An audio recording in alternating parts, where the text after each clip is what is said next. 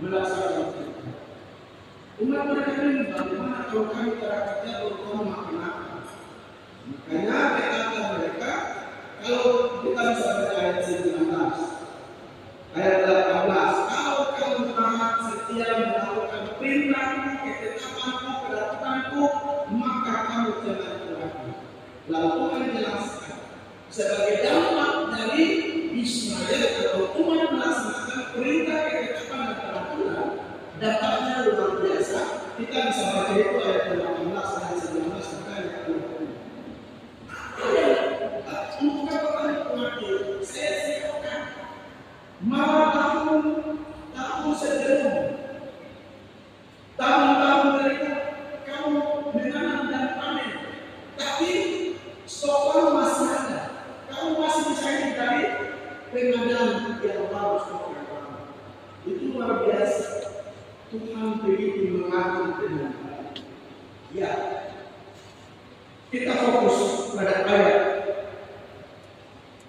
23 sampai 28 penerusan. Pada bagian ini ada komitmen, ada keputusan Allah. Keputusan apa? Tanah itu milik, tanah itu milik Tuhan. Aku ini petualang tunggal yang berkuasa di seluruh bumi.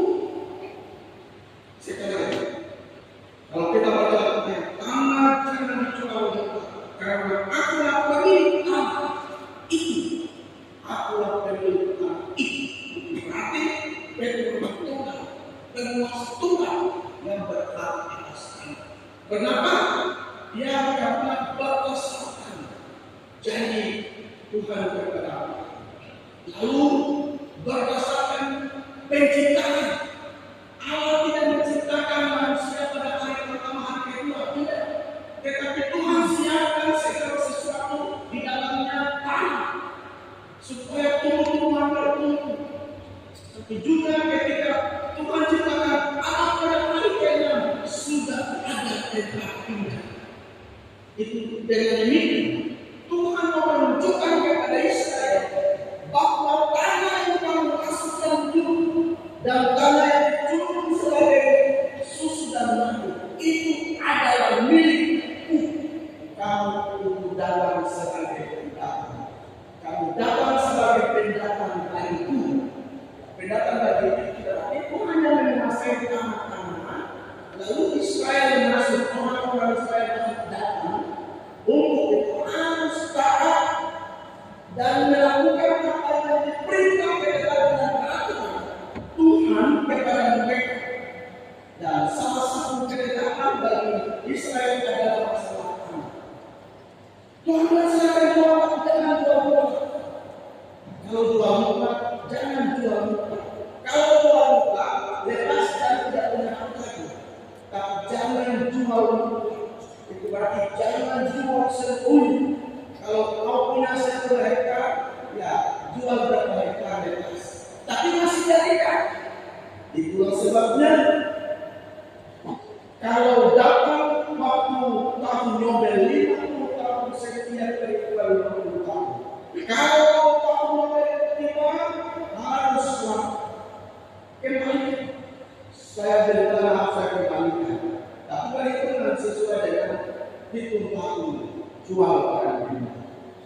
Lalu ada catatan, kalau saudaramu tidak sanggup karena dia sudah membebaskan tangannya, kalau dia tidak sanggup untuk membayar saudara dekatmu, itu berarti kalau kaumnya dia salah satu kaum yang berbayar, berarti kaumnya dia salah satu anggota kepada yang bertanggung jawab, karena masing-masing sudah mendekati. Lalu kalau ada yang sama sekali tidak sanggup untuk mengembalikan atau menebus, tunggu 50 tahun lagi. Itu berarti 50 tahun dimanfaatkan oleh orang yang memilih lahan itu untuk proses pengamunan atau pelesetan. Ya, saya bayangkan kalau saya punya 5 hektar atau orang yang beli kita sudah tahu segala sesuatu di atas itu, berarti tahun saya tidak ada semangat. Kenapa? semua sejak ada di dalam tubuh mereka. Ya, ini adalah sebuah mekanisme yang sudah ditetapkan Tuhan Allah kepada mereka, sehingga mereka harus memahami dengan baik siapa pemilik tanah dan apa kegunaan tanah bagi Israel. Itulah sebabnya Bapak Ibu saudara-saudara sesuai dengan waktu masing-masing suku. Lalu waktu hukum dari sungai Efrat sampai ini, dari terbit matahari sampai terbenam, waktu yang ditetapkan oleh Allah lalu dituangkan dalam firman Tuhan itu yang menjadi pegangan bagi Israel sampai hari ini. Dengan prinsip mempertahankan tanah dengan prinsip sejengkal pun tidak dilepaskan. Itulah sebabnya kalau pembacaan ini kita hubungkan dengan situasi Israel di hari ini, luar biasa, jauh biasa. Coba kita bayangkan sejarah Israel dan bangun. Mereka sudah kembali dari tanah perjanjian, tapi pada kurang ribuan 70 tahun di Babel, tapi tidak ada suku manapun yang masuk kuasai tanah. Makanya pada waktu kembali ke Babel ada yang sisa-sisanya tinggal untuk mencari. Tetapi mereka berada situasi tertentu. Ketika 70 tahun mereka kembali, mereka kembali oleh dulu. Luar biasa. Jatuh bangun Israel. Ada waktu mereka tinggal di tanah perjanjian. Ada waktu mereka digeserkan karena apa? Dari ketidaktaatan. Dengan demikian, tanah bagi Israel adalah kehidupan. Sekali lagi, bagi orang Israel, bagi orang Israel, tanah itu kehidupan. Tanah Israel ada bagian-bagian yang subur, misalnya dari bagi Israel, luar biasa subur, rata dan subur. Tetapi ada padang gurun yang memang biasa. Tetapi itu karena Tuhan memang memberikan kepada Israel, Tuhan berikan mereka kemampuan dan hikmat, Tuhan berikan teknologi, mereka menguasai teknologi, lalu mengubah padang gurun menjadi padang gurun.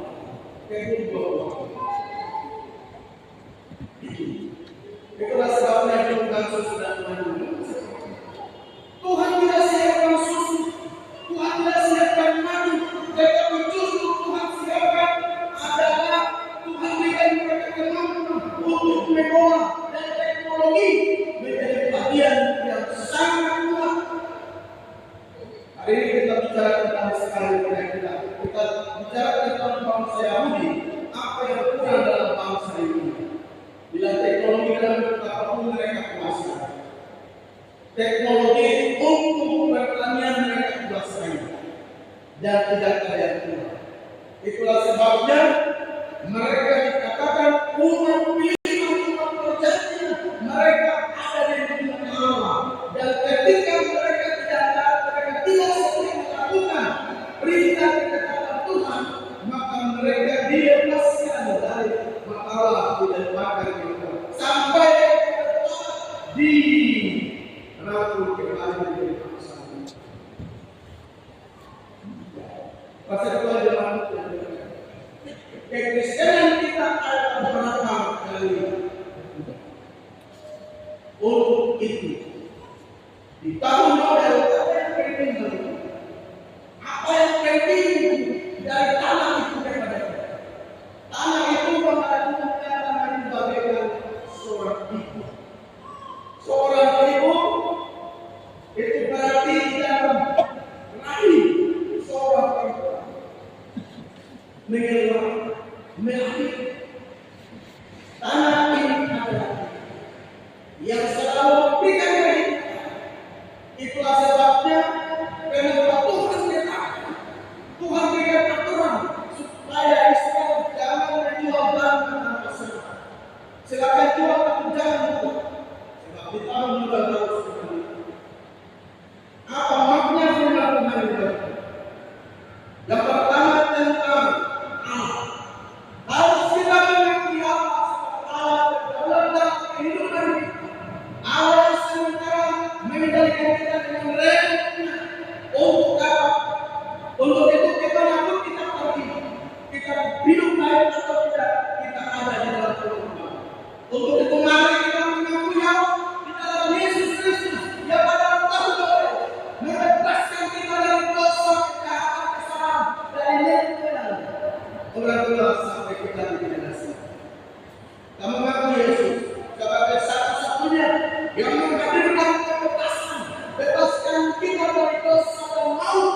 dan kita ada dalam proyek besar, yaitu proyek keselamatan. Dan keselamatan itu hanya dengan iman kita percaya keselamatan dinyatakan. Dan itu adalah proyek Tuhan melalui Yesus. Yesus datang sebagai pembebas. Yesus datang menggenapkan tahun di dalam perjanjian. Yang kedua apa? Kalau tanah itu adalah memberikan kehidupan, maka kita ingat bagian dari tanah. Mengapa kita diambil atau diambil dari tanah? Kita asal dari tanah, tetapi dibuat begitu berubah sehingga kita melebihi sikap kita yang lain. Kita berharap, kita mulia. Itu sebabnya harus kita menghargai Allah, kita menghargai diri kita sendiri. Pada waktunya kita kembali. Saya berdoa yang punya sekian hektar satu rumah. Tapi pada waktu saya mencatat dengan dia datang dari sekian hektar itu, saya hanya perlu 1,5 meter bola.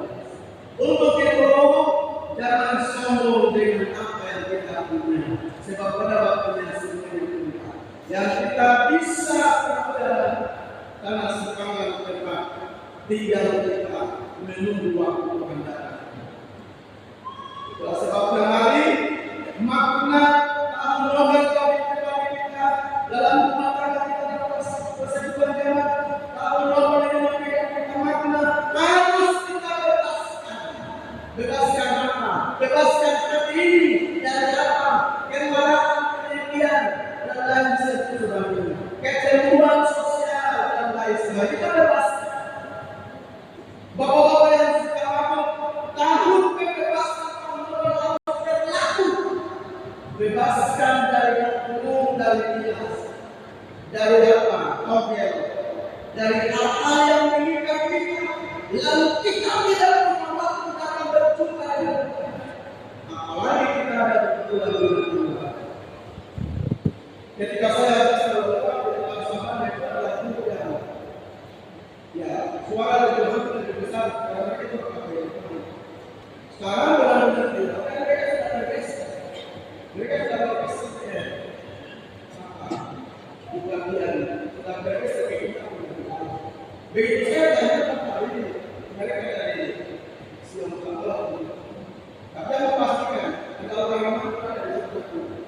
Mereka ada di dalam tamunya, duduk mereka di ruang besar. Mereka sudah mulai di situ. Sebelumnya mereka bukan di sebelah. Sekarang mereka sudah berada. Ini kita habis yang waktu seperti kita akan pulang dengan beberapa bagaimana kita menjadi Tuhan. Bagaimana kita menjadi orang yang bicara pada Tuhan. Bagaimana kita bagaimana kita memperoleh janji yang kita berikan keselamatan. Kalau kita lupa, kita jauh, kita tidak berbuat sesuatu. Kita menjadi orang Kristen, ya. Hari di tahun kebebasan ini, ayat pertama kebebasan hati dan pikiran kita yang membuat kita terpisah dengan Tuhan kita bebaskan. Lalu dalam kehidupan kita bangun kehidupan. Kalau saudaranya dalam kehidupan suami istri, kalau ada masalah, tapi masalah itu selesai tanpa tunggu, lalu saudara kalau itu tidak terjadi selama ini, namun kebebasan ini adalah yang dimaksudkan dalam kehidupan kita sebagai kepala, sebagai laki-laki dalam rumah tangga, akan menjaga sikap untuk berubah. Kalau ada masalah, siap untuk selesaikan supaya jangan tinggalkan kesan yang luka bagi istri dan akan berdampak dalam kehidupan. Kita saling membebaskan, kita saling melepaskan pengakuan, kita saling memaafkan di dalam anugerah dan kasih Kristus, supaya kita benar-benar menjadi keluarga yang berdampak dalam kehidupan. Kita berdampak itu di mana? Di dalam itu berdampak kegiatan di mana? Berdampak itu kita kasih sayang kepada tempat itu. Berdampak itu kita kasih status itu untuk apa rumah Tuhan. Itu kita berdampak. Tapi kalau tidak, nanti yang terjadi dengan status itu, saudara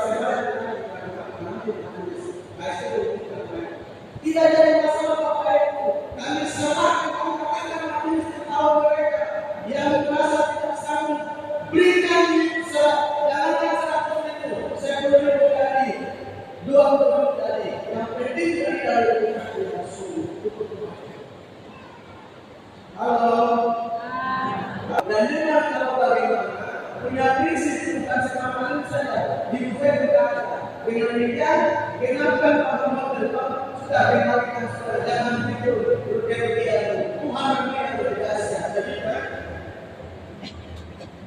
firman Tuhan yang kita segala sesuatu kita harus bertanya pada Tuhan apa yang kita lakukan.